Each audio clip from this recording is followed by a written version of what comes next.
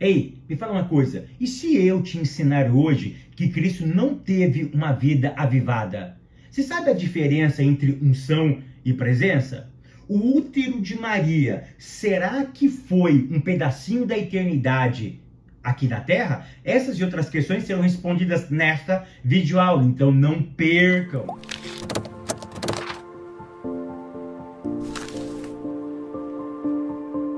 A paz, queridos, que bom estamos aqui novamente no nosso programa semanal da Escola Bíblica Dominical para darmos sequência na nossa série de estudos bíblicos baseado no tema Aviva a Tua Obra. Para quem não me conhece, eu sou o pastor Fábio Segantin. Se você é novo por aqui, eu vou fazer um pedido especial. Tá vendo esse botãozinho aqui do lado? Clica nele, se inscreva. Por quê? Porque toda semana tem um vídeo novo aqui. E se você for um inscrito no nosso canal, o YouTube vai lhe avisar quando eu postar um vídeo novo aqui nesse canal. E não esqueça também de curtir esse vídeo, de comentar, de compartilhar, porque isso é muito importante. Se você quiser se tornar um aluno oficial do professor Fábio Segantin, clica aqui, é rapidinho, não custa nada, tá bom? É só um clique. Não esqueça de ativar o sininho também, porque toda semana tem vídeo novo aqui no nosso canal. E não esqueça, claro, de curte, comenta e compartilha. Lição de número... Eu esqueci de colocar, lição de número 4, que tem como título O Ministério Avivado de Jesus. A leitura bíblica em classe se encontra no Evangelho de Lucas, capítulo 4, do verso 12 ao verso 22. A minha pergunta é, Cristo foi avivado? Se ele foi avivado, você precisa responder uma outra pergunta. Será que ele estava morto? Porque você tem que partir do princípio. De que princípio? Que é avivamento. O que significa avivamento? Se você não viu a minha primeira aula, eu vou deixar o link aqui em cima, aqui embaixo, você assiste a minha primeira aula. Tá? O que significa avivamento? Avivamento é dar nova vida. Ó, avivamento significa dar nova vida. Se Cristo precisou passar pelo processo do avivamento, significa que ele estava morto? Se ele teve um ministério avivado, em que momento ele foi avivado? Em que momento ele foi despertado? Em que momento ele entrou em atividade? Depois, teve um momento especial? Será que antes do batismo ele era uma pessoa? Depois do batismo ele foi uma outra pessoa? É isso que nós vamos resolver essa problemática aqui, tá bom? Tópico primeiro, Jesus e a pessoa do Espírito Santo. Ponto 1, o Espírito Santo na vida de Jesus. Como que Jesus nasceu? Normal? Nasceu diferente? Querido, presta atenção. O seu nascimento, a sua concepção, a forma, tá, que ele foi criado foi diferente. Porque ele não teve junção carnal para ter Cristo.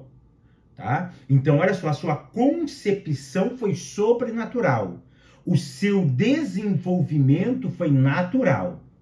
Tá? A concepção é de forma sobrenatural. Nunca na história houve, nunca haverá alguém que foi concebido pelo Espírito Santo. Mas também é verdade que o seu desenvolvimento como ser humano foi algo natural. Ele nasceu, ele se desenvolveu, ele aprendeu como qualquer outra pessoa. Aí, olha que interessante, no seu nascimento, antes de ele nascer, na concepção, vamos ler aqui Lucas capítulo 1 e o verso de número 35. Olha que profundo isso. Lucas 1:35. Respondeu-lhe o anjo: descerá sobre ti, sobre quem? Sobre Maria. Então, esse verbo descerá significa a origem desse indivíduo. Ou seja, tudo isso vai acontecer provindo do céu, descerá sobre você. Ou seja, é uma conexão entre céu e terra. Conexão entre o divino e o humano. Descerá sobre ti. Quem? O Espírito Santo e o poder do Altíssimo te envolverá com a sua sombra. Por isso também o ente ou a pessoa que estará dentro de você há de nascer chamado Filho de Deus. Então, vamos entender esse texto. Descerá, origem divina. O que ele veio fazer no útero de Maria? Ele veio preparar o útero de Maria para ser um santuário. Olha que interessante. Eu quero que você entenda o seguinte, mais para frente eu vou responder. Cristo teve uma vida morta, sim ou não? Ele passou pelo processo do avivamento, sim ou não? Você tem que entender isso. Então, olha só, Maria, o útero de Maria foi preparado pelo Espírito Santo para ser um tipo, tá, do céu, um tipo de um santuário, porque ele veio do céu, ele veio da eternidade. Então, o útero de Maria ia ser preparado para receber o santo, ou seja, era uma espécie de santuário. O Espírito Santo ia trabalhar no útero de Maria para que aquele lugar fosse um ambiente da eternidade no útero de Maria. O útero de Maria se transformou num pedacinho da eternidade, da morada do Altíssimo. É isso que o texto está querendo dizer aqui, tá? Então, o seu nascimento já foi, ou seja, o seu desenvolvimento na barriga da mãe foi natural, mas a concepção foi sobrenatural. Ponto 2, no batismo. Agora Jesus nasce, ele desenvolve naturalmente. Jesus não nasceu de 1, 2, 3, 4, 5 meses, ele nasceu de modo natural. Provavelmente foi ali 8, 9 meses, ou seja, naturalmente, ele desenvolveu naturalmente, ele chorou, ele comeu, a mãe dele precisou ensinar ele a falar papai, mamãe, ele desenvolveu naturalmente. Com 30 anos de idade, Jesus vai para onde? Vai para o Rio Jordão. Quem que ele encontra lá? João Batista. Quando ele está sendo batizado por João Batista, minha pergunta é, para que serve o batismo? Remissão de pecados. Cristo tinha pecado? Não. Então por que ele batizou-se? Para deixar o exemplo. Daí eu já começo a entender, eu já começo a responder minha própria pergunta. Se avivamento é dar nova vida, será que Cristo tinha uma vida morta antes do batismo? É claro que não. Eu acabei de dizer como que foi o seu nascimento. Ele já nasceu dentro do Santo dos Santos. Ele já nasceu dentro, olha só, a eternidade estava aqui, ó. O pedacinho da eternidade estava dentro de Maria. Foi preparado um ambiente para que esse menino desenvolvesse dentro desse ambiente. E aí ele desenvolve a sua vida natural. Ele nasce sem pecado. Ele não peca em momento algum. Quando ele vai até João Batista, ele dá exemplo. Então presta atenção, para que eu tenho que estudar então a vida avivada de Jesus? Porque Cristo não passou pelo processo do avivamento, ele é o próprio avivamento. Como ser humano, ele veio dar dignidade à pessoa humana. E ele veio dar exemplo para mim e para você que é possível nós termos uma vida avivada aqui. Então aí ele vai para o batismo. Ele vai se batizar como exemplo. Desce quem? Uma pomba. A pomba representa quem? O Espírito Santo. Existe uma voz, quem? O Pai falando, este é o meu filho amado. O que eu quero que você entenda é que o batismo, para que serve o batismo? No caso de Cristo, primeiro para dar exemplo para nós, e segunda, mudança de etapa. Quando o Espírito Santo aparece e a voz do Pai aparece, está confirmando ou validando o início do seu ministério. Ali não é unção, ele não se reveste do poder ali, porque ele é o próprio poder. Então ali é uma mudança de etapa para nós, para eu entender que quando eu vou começar algum ministério para Deus, eu preciso ser impactado, eu preciso ter uma experiência que valida aquilo que eu vou executar. É simples assim. Aí temos o ponto 3, ele sai, o ponto C, ele sai do batismo, para onde que esse Espírito, quem é o Espírito? O Espírito Santo. Então presta atenção, olha, vamos ler Lucas capítulo 4 e o verso de número 1 que diz assim: Jesus, cheio do Espírito, entenda que a palavra cheio aqui é conectados. Tá? Então o Espírito Santo se conectou com Jesus, voltou do Rio Jordão e foi guiado pelo mesmo Espírito no deserto.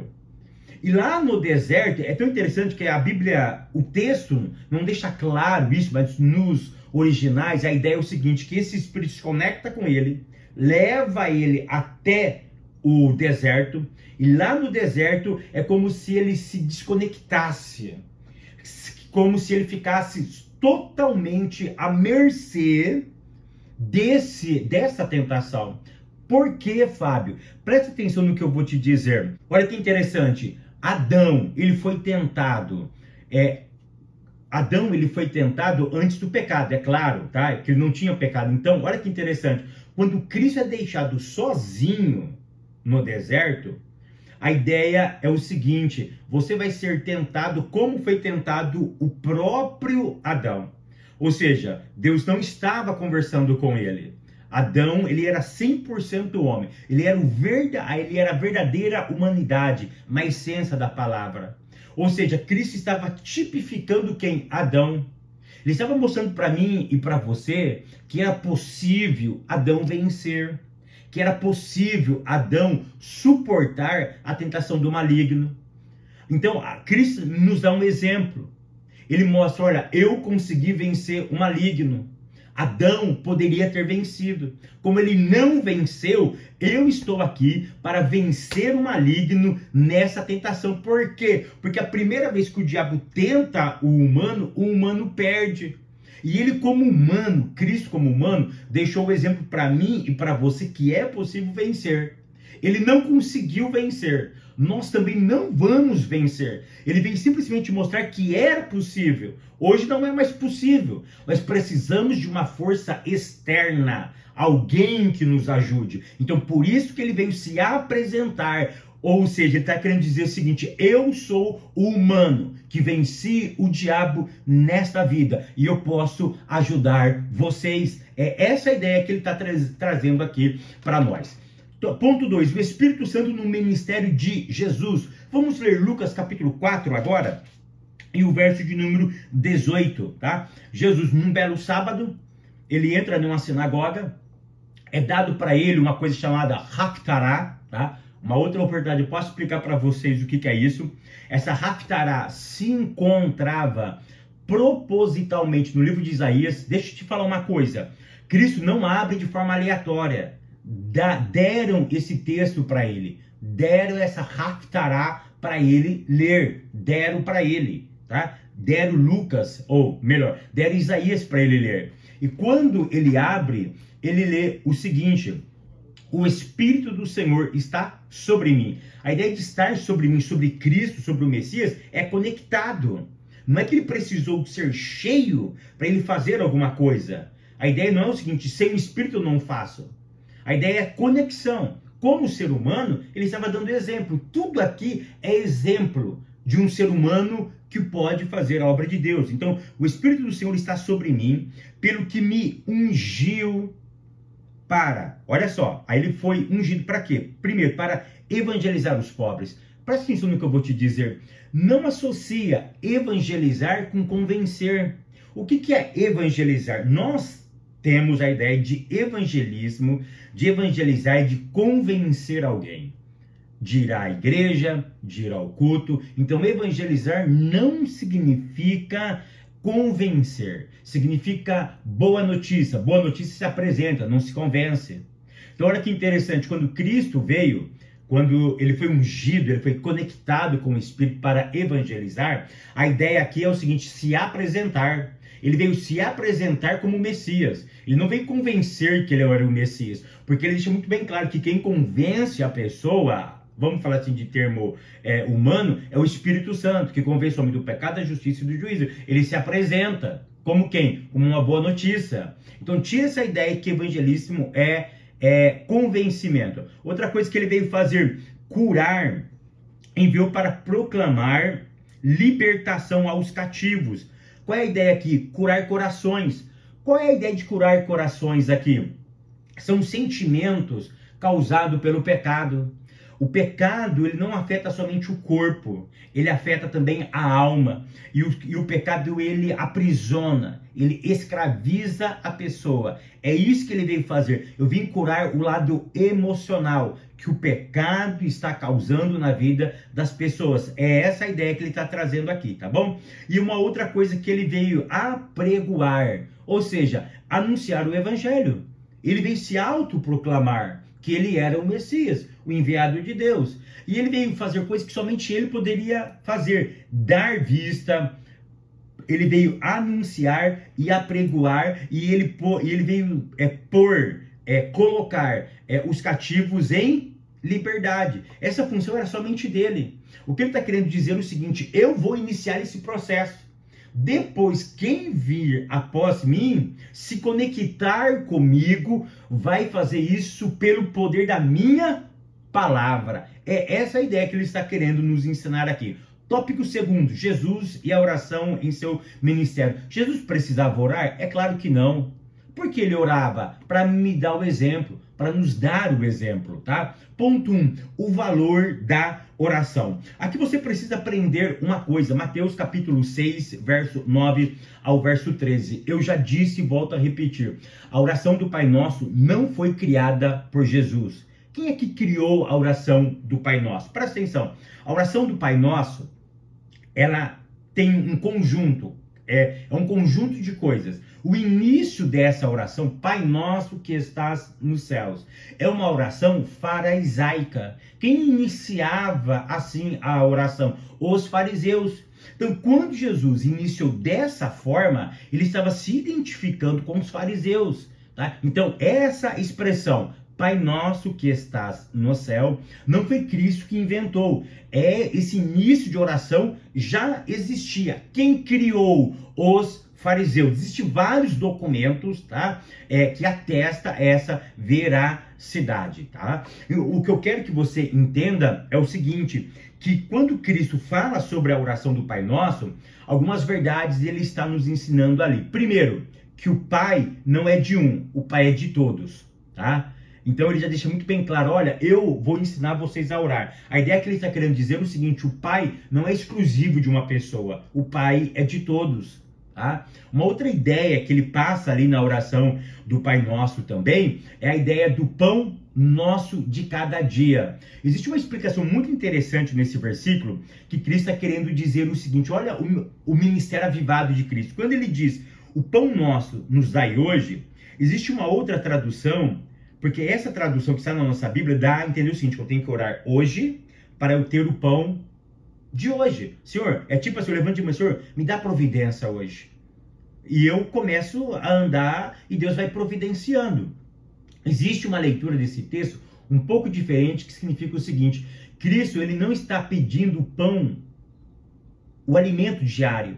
O que ele está querendo dizer, existe uma tradução, que eu gosto muito dessa leitura, é o seguinte, que ele está pedindo para que a providência futura, os prazeres futuros da eternidade possa ser antecipado e eu posso viver aqui e agora.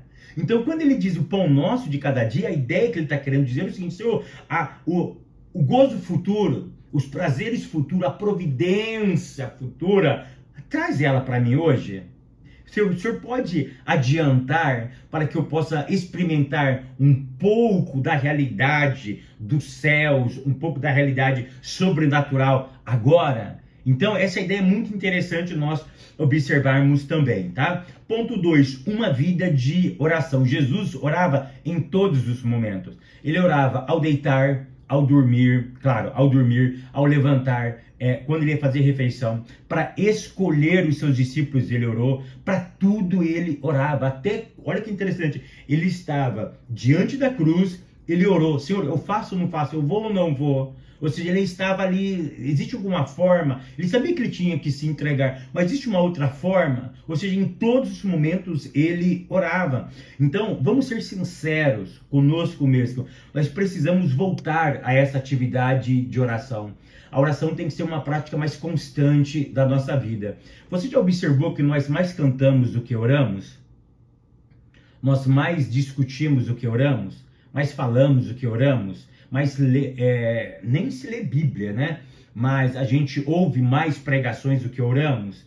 Nós vamos mais à igreja do que oramos. Então, oração, eu gosto muito de uma frase antiguíssima, que quem não ora morre. O fôlego da alma nossa é a oração. Nós precisamos estar em oração, porque como nós precisamos do ar para respirar, precisamos da oração para sobrevivermos. A oração é que nos mantém conectado com a eternidade. É uma das formas que existe de nós mantermos conexão com a eternidade. Então, Orar para todos os momentos da vida é uma coisa indispensável, porque ele, que não precisava, nos deixou esse exemplo. O tópico terceiro é uma vida na unção do Espírito Santo. Aqui você precisa aprender uma coisa, tá? Aqui nós vamos falar sobre a unção na vida do obreiro e na vida do crente. Você sabe a diferença entre unção e presença?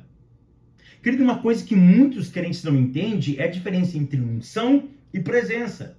Deixa eu te explicar isso. O que é unção? Existe diferença? Claro que existe. Então, o que é unção? Unção é uma capacitação para algo específico e para um momento específico. Por exemplo, os homens que foram construir o tabernáculo, eles foram ungidos para fazer um serviço específico. Qual era esse serviço? As peças do tabernáculo. E para um momento específico, qual? Enquanto o tabernáculo estava sendo construído. Após o término do tabernáculo, eles não tinham mais capacidade para executar aquela tarefa. Ou seja, tudo que eles produziram após aquele momento não tinha nenhum valor espiritual. Quando eles construíram o candelabro, quando eles construíram a mesa da proposição, quando eles construíram o altar de bronze, o altar do holocausto, quando eles construíram as cortinas, ou seja, aquilo, tudo que foi construído humanamente pelas próprias mãos deles, após o tabernáculo, se eles fizessem algo, não tinha mais valor. Ou seja, o que é unção? É para um momento específico e para algo específico e por um tempo específico. O que é presença? É algo contínuo. Olha o que Jesus disse lá em Mateus, capítulo de número 28. Isso aqui eu preciso ler com vocês. Mateus, capítulo 28, verso 18, diz assim: Jesus, aproximando-se, falou-lhes, dizendo: toda autoridade me foi dada no céu e na terra. Ide, portanto, fazei discípulos de todas as nações, batizando-os em nome do Pai, do Filho e do Espírito Santo, ensinando-os a guardar todas essas coisas que eu vos tenho ordenado. E eis que eu estou convosco todos os dias. Isso aqui é presença. Estar convosco é presença. Cristo não prometeu unção, ele prometeu presença. Tá? Ou seja, existe diferença entre presença e unção. O que é presença? É um acompanhamento diário. Eu alimento presença, eu me conecto com a presença. Eu preciso alimentar essa presença. Eu preciso fazer coisas que essa presença sempre esteja comigo. Unção é diferente. Unção é uma capacitação que é me dada para um momento específico, para algo específico. Tão verdade é que você pode estar fazendo alguma coisa sem a presença. Olha o que Cristo nos ensinou. Naquele grande dia, pessoas que profetizavam, pessoas que curavam, pessoas que expulsavam o demônio, iam chegar para Cristo e ia ficar o quê? Cristo, eu profetizei, eu preguei, eu cantei, eu fiz congresso, eu dei aula em escola dominical, eu gravei aula no YouTube, ou seja, eu fiz um monte de coisa, e daí? O que você vai fazer? Eu não te conheço. Ou seja, a presença te leva para a eternidade, a unção não. A unção é uma capacitação para algo específico. Então vamos tomar muito cuidado com isso, tá? O que eu preciso, Fábio, então eu não vou importar com a unção? É claro que não, a unção vem de Deus. Mas o que eu quero que você entenda é o seguinte, que a unção não te garante a eternidade. A presença lhe garante a eternidade. Foi isso que Cristo está nos ensinando aqui. Ou seja, ele teve uma vida de presença, porque ele era a própria presença. Então, o que ele estava querendo nos ensinar, por isso que usa muito a palavra unção na vida dele. Por quê? Porque ele era a própria presença. A ideia que ele está querendo passar para mim, para você, é a seguinte. Teve momentos da minha vida que eu comecei a fazer aquilo. Ou seja, ele era a própria presença. Então, o que ele está nos ensinando é o seguinte: eu preciso ter uma vida de relacionamento com o Eterno. Porque em algum momento ele vai me dar uma atividade específica. E essa atividade específica, ele vai me capacitar de uma forma específica para eu fazer alguma coisa. E quando eu estiver fazendo essa coisa, eu não posso esquecer que eu não posso substituir presença por unção. Tem um monte de gente fazendo um monte de coisas na igreja. Tem um monte de movimento, mas pouco crescimento, nenhum crescimento. Então, o que te leva para a eternidade não é a unção, é a presença do Espírito Santo de Deus. É o selo que ele marcou eu e vocês. Que eu quero continuar te abençoando, te guardando, te prosperando. Te espero no próximo vídeo, querendo Deus.